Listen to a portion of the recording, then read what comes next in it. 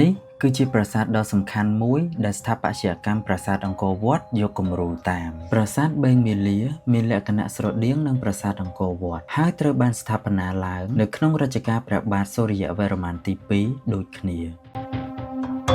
ប្រាសាទនេះមានគូទឹកដ៏ធំប្រវែង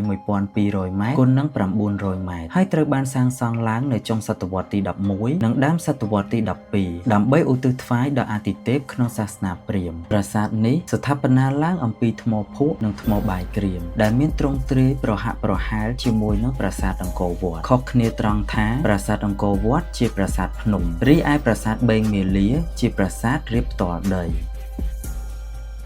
បុរាណវិទូមួយចំនួនបានយល់ថាប្រាសាទបេងមាលាជាប្លង់មេដែលបុព្វបុរសខ្មែរចាប់ផ្ដើមកសាងប្រាសាទនេះមុនសិនមុននឹងឈានទៅកសាងប្រាសាទអង្គរវត្តដែលមានកេរ្តិ៍នាមល្បីល្បាញរហូតមកដល់សព្វថ្ងៃ